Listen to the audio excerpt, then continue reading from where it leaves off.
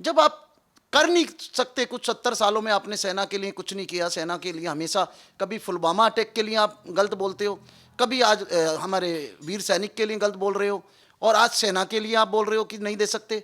तो क्या आप देंगे? आपने 70 साल में क्या दिया, आप हमें हिसाब दे सकते हैं राहुल गांधी जी?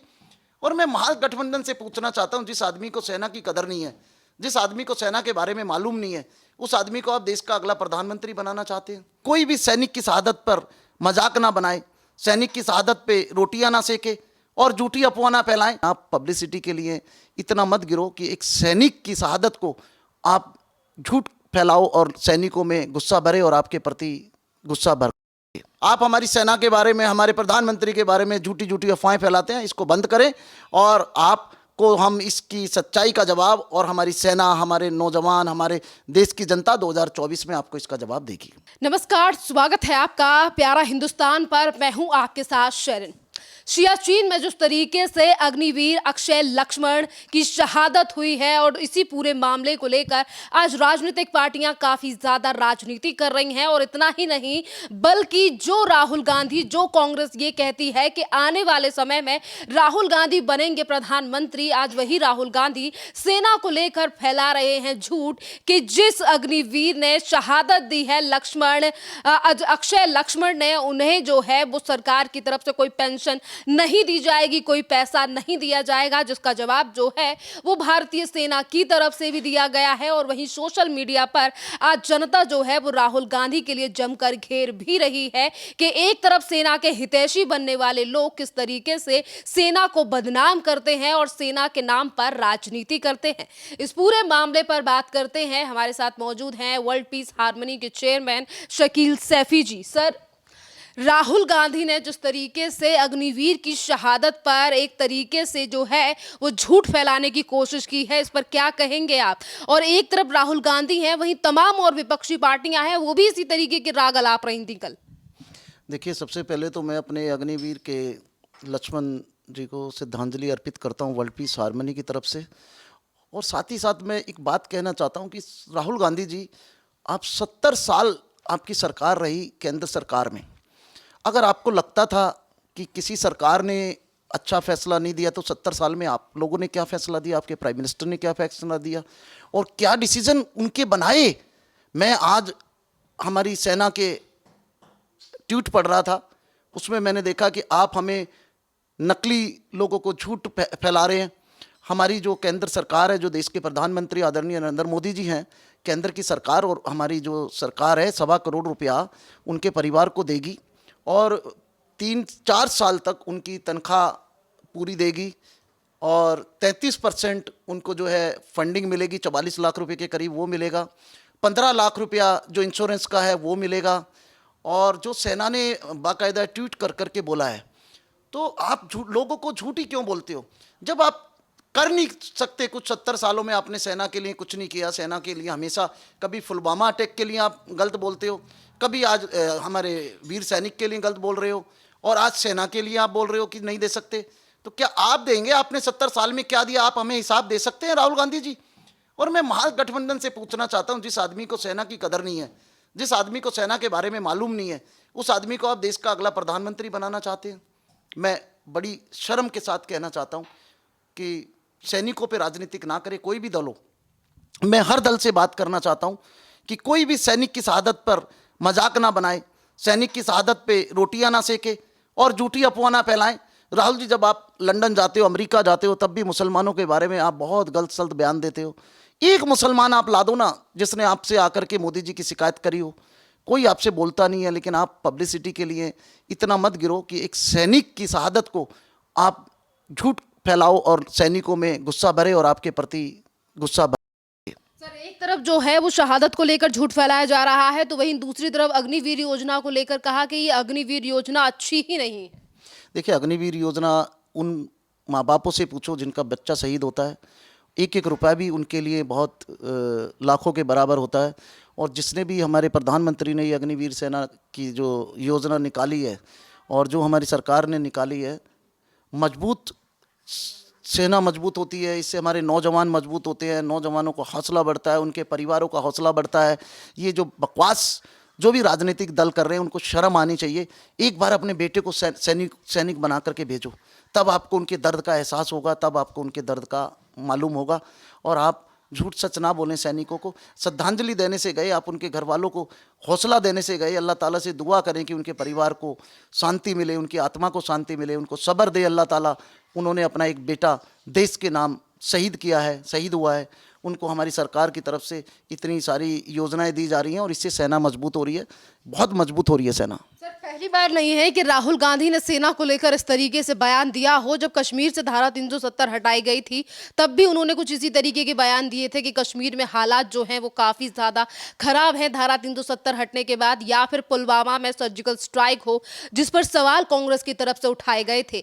एक तरफ कांग्रेस कहती है कि नरेंद्र मोदी ने देश को डुबो दिया, पीछे कर दिया, राहुल गांधी नेतृत्व करेंगे तो देश आगे जाएगा, और वही प्रधानमंत्री बनने के सपने देखने वाले राहुल गांधी इस कदर बयान देते हैं तो जनता कैसे भरोसा करेगी इन लोगों के ऊपर? ये जिन्होंने महागठबंधन सबने बनाया है, मैं उनसे एक बात पूछना चाहता हूँ। 70 साल से तो आप राहुल गांधी की हाजिरी बजा रहे थे ना, उनके पापा की, उनकी मम्मी की, उनकी दादी की, उनके प्रधानमंत्रियों की। 70 साल में आपने सेना के लिए क्या किया? जब आप 70 साल में सेना के लिए कुछ नहीं कर पाए तो इन 5 सालों में क्या कर पाओगे?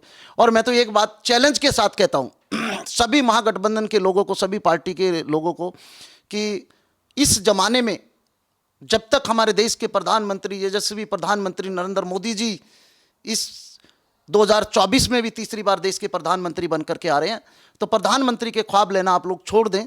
क्योंकि देश की जनता, देश के लोग, देश के सैनिक, देश के जो इतिहास में देश के प्रधानमंत्री आदरणीय नरेंद्र मोदी जी ने जो इतिहास लिखा है वो सुनहरी अक्षरों में लिखा जाएगा, चाहे वो धारा 377 हटा के हो। ये तो हर जगह, ये वही भारत है जहाँ पे जब आप झंडा लहराने नरेंद्र मोदी जी जाते थे तो आप उनको सुरक्षा के बीच में लेकर के जाते थे।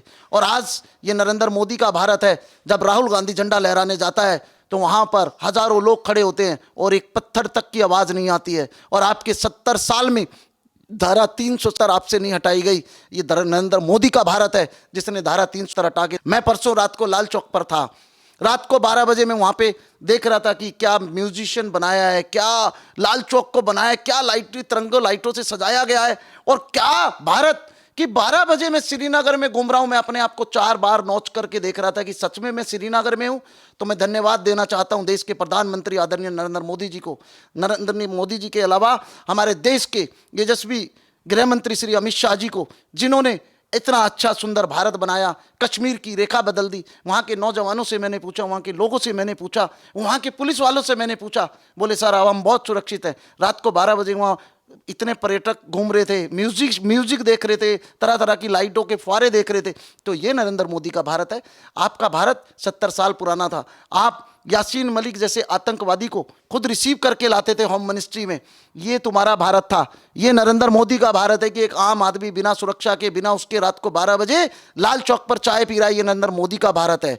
तो नरेंद्र मोदी जी को मैं सलाम करता हूं, जिन्होंने आतंकवाद को जड़ से नस्तो नाबूद कर दिया है। नरेंद्र मोदी जी का शुक्रिया अदा करता हूं कि जिन्होंने इस देश के लिए कुछ किया। और अगर सच्चे देशभक्त कोई है, महागठबंधन आप तो चोरों का गठबंधन है। हमारा जो प्रधानमंत्री है, देश का प्रधानमंत्री नरेंद्र मोदी, वो शहीद भगत सिंह की सोच पर चल रहे हैं, वो लाल बहादुर शास्त्री की सोच पे चल रहे हैं, वो हमारे भगत सिंह जी की उस पर चल रहे हैं।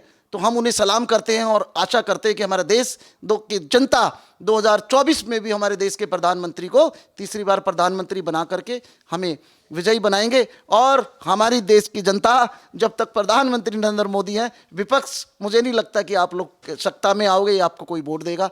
और सर्टिफिकेट भी ऐसे लोग बांट रहे हैं जो खुद मुकदमों में घिरे हुए हैं। आधे से ज़्यादा लोग तो इस महागठबंधन में केसों में और क्रिमिनल केसों में और जी चोरों में, चारा घोटालों में, बोफोर्स दलाली में, इसमें फंसे हुए हैं। सर, इसी के साथ अगर बात की जाए राहुल गांधी या पूरी कांग्रेस को लेकर, तो ये पहली बार नहीं है। आज सोशल मीडिया के माध्यम से देखें तो जनता कई सवाल जो है वो राहुल गांधी और कांग्रेस को लेकर उठा रही है। चाहे फिर वो 2008 में एमओयू किया हो कांग्रेस की तरफ से जो चाइना की कम्युनिस्ट पार्टी के साथ किया गया हो, या फिर गलवान में जिस तरीके से भारतीय सैनिकों ने चीन को मुंहतोड़ जवाब दिया था, उस समय पर भी कांग्रेस ने सवाल उठाया था। और लास्ट ईयर की ही बात है जिस समय पर अरुणाचल प्रदेश में भारतीय सैनिकों ने चाइना को खदेड़ दिया था, उसके बावजूद भी राहुल गांधी कहते हैं कि चाइना अंदर घुस आया है। और कांग्रेस के ही नेता थे जो ये कहते थे कि भारतीय सेना के जो कैप्टन होते हैं वो एक गली की तरह होते हैं। मतलब इस तरीके से भाषा का, शब्दावली का इस्तेमाल हमारी सेना के लिए किया जाता है। और आज हमारे सैनिक, यानी कि अगर हम कहें कि शहीद सैनिक लक्ष्मण अक्षय को लेकर जिस तरीके से बात की जा रही है, बार बार पे चीजें कही जा रही हैं कि गलत कर रही है सरकार, तो अपने ऊपर भी तो गलेबान में झांक कर देखें कि इस कांग्रेस ने किस तरीके से बयान जो हैं वो सेना को लेकर दिए हैं। देखिए, मैं बताना चाहता हूं कि देश की जनता सिवाय नरेंद्र मोदी जी के किसी को नहीं चाहती है, और आजकल इन्हें मसाला चाहिए। अब ये लोगों की, हमारे शहीदों की मौत से भी मसाला ले रहे हैं, पब्लिसिटी लूटते। इनको ये मतलब नहीं है कि वो फेवर में जाए या नेगेटिव जाए, इनको चर्चा में बने रहने का शौक है। इसीलिए हमारे सैनिकों को पुलवामा अटैक हो, चाहे ये लक्ष्मण का हमारा वो हो, और ये चाहे चाइना में तो इनके भाई बहन के रिश्ते हैं, सोनिया गांधी जी के और चाइना वालों के तो भाई बहन के रिश्ते हैं। और राहुल गांधी जी हमेशा क्यों चाइना के साथ देखे जाते हैं? चाइना के साथ ही उनकी कॉफ़ी मीटिंग होती है, चाय मीटिंग होती है, चाइना से ही उनकी रिलेशनशिप होती है, और अब तो रशिया भी उनके साथ आने के लिए तैयार है। मेरे पास जो जानकारी है और मुझे पता है कि रशिया भी उनके लिए चाहता है कि रशिया उनको सपोर्ट करे, कांग्रेस को सपोर्ट करे रशिया। तो आप विदेशों से हमारे देश के प्रति देशद्रोही काम कर रहे हैं, ये नहीं करना चाहिए। चाइना को हम, जहां हमारी सेना मारेगी ना, आप सोच भी नहीं सकते हो, ये सेना हमारी बहुत मजबूत है। हमारी तीनों सेनाओं को मैं सलाम करता हूं, और सैनिकों को भी सलाम करता हूं कि वो अपनी जान पे की बाजी लगा करके वो जा करके दुश्मनों को चना चबाते हैं, और आप जैसे नेता उनका हौसला गिराते हैं। आपको शर्म आनी चाहिए और हमारी सेना का हौसला बढ़ाना चाहिए। और रही बात राहुल जी, आप हमारी सेना का ख्याल ना करें। सेना का अच्छे से ख्याल हमारे देश के प्रधानमंत्री आदरणीय नरेंद्र मोदी जी ने रखा हुआ है, और इसी सेना का, और आपने तो हाथ बांधे हुए थे हमारी सेना के। आप तो आतंकवादियों को भी रिसीव करा करके लाते थे। यासीन मलिक को मुझे याद है कि जितने भी कश्मीर में जितने भी लीडर थे, उनको हाथ जोड़ जोड़ करके आप रिसीव करके लाते थे। हमारी सेना का ख्याल हमारे देश के प्रधानमंत्री ने रखा हुआ है। आप सेना का ख्याल बिल्कुल ना रखें, और इसी का जवाब हमारी देश की जनता, और झूठ ना फैलाएं। आप हमारी सेना के बारे में, हमारे प्रधानमंत्री के बारे में झूठी झूठी अफवाहें फैलाते हैं, इसको बंद करें। और आपको हम इसकी सच्चाई का जवाब, और हमारी सेना, हमारे नौजवान, हमारे देश की जनता 2024 में आपको इसका जवाब देगी।